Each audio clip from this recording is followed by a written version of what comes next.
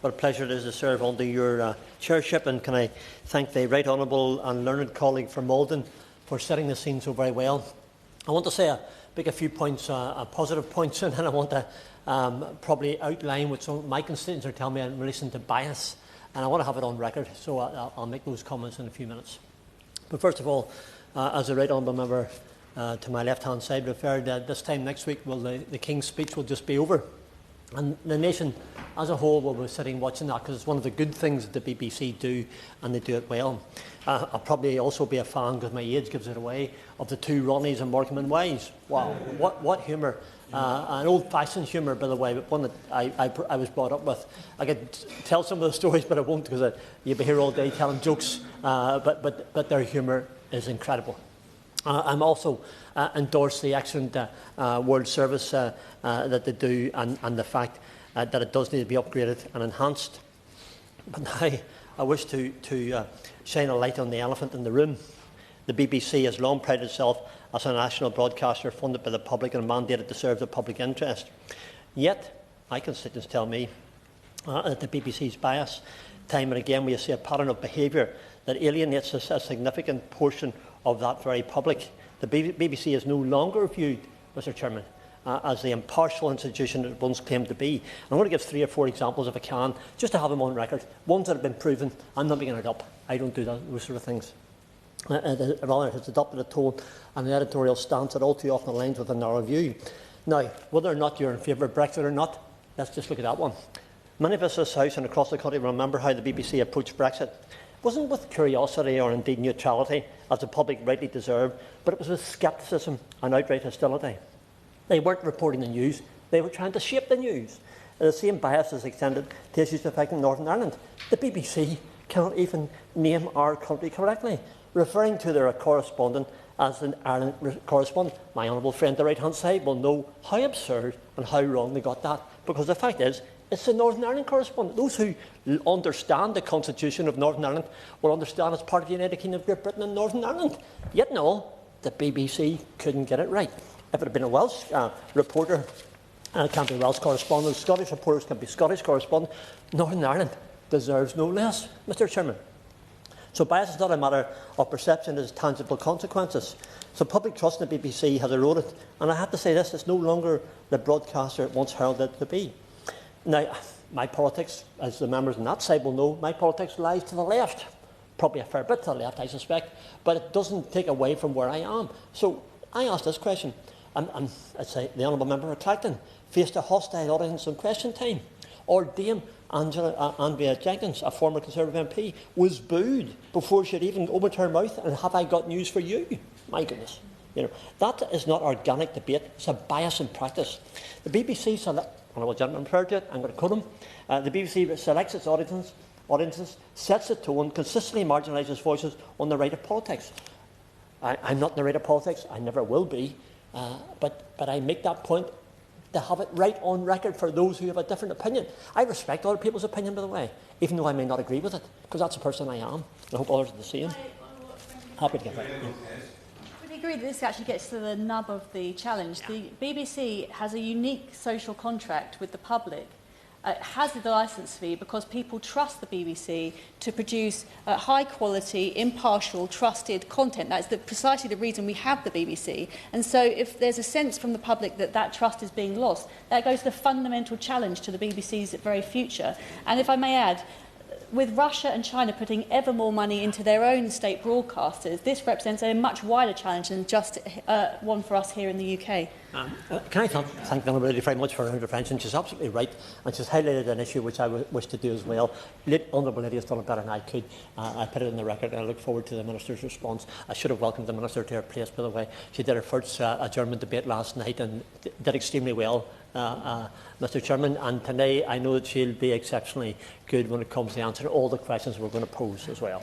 The BBC's funding model must also be examined. The licence fee is compulsory, paid for by households across the United Kingdom, regardless of whether they feel the BBC reflects their values or indeed or serves their interests. I'm going to make this point for the record, Mr Chairman, when it comes to cultural programming.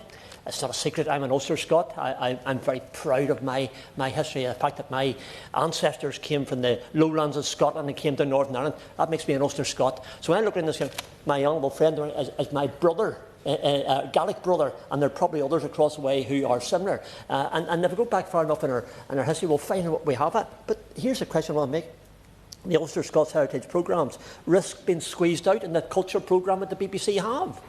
For the record, I think it's disgraceful. BBC should focus on delivering programming that matters to all parts of the United Kingdom. Instead, we see money poured into political agendas and overpaid presenters, while those cherished cultural significant programmes receive less attention. One example, Mr. Chairman, and that's the BBC's bias clear in its coverage of Israel and Hamas. My goodness, just cast your mind back to all that.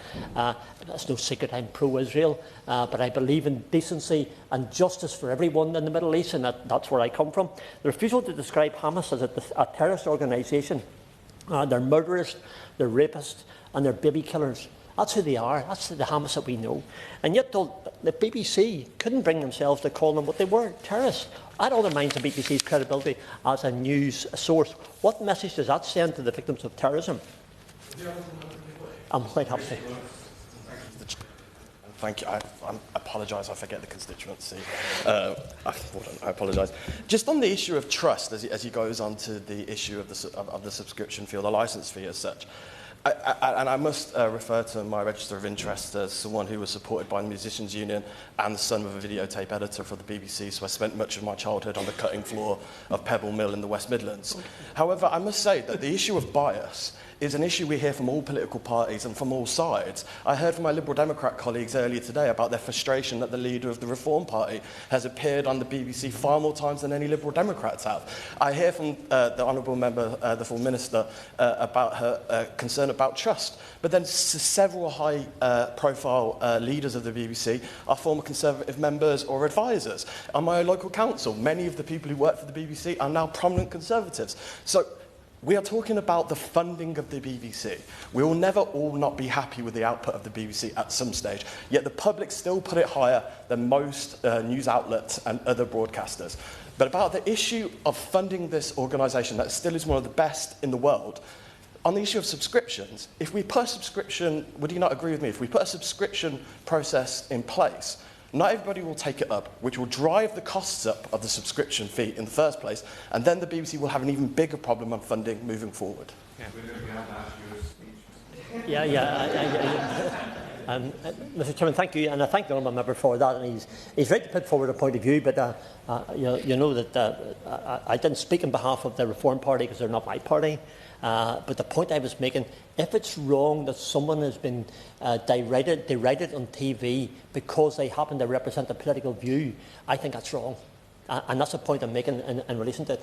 And to take at that stage I just mentioned about Israel and Hamas, there was a supreme example of where the BBC bias carried over in such a way it couldn't even name them what they were.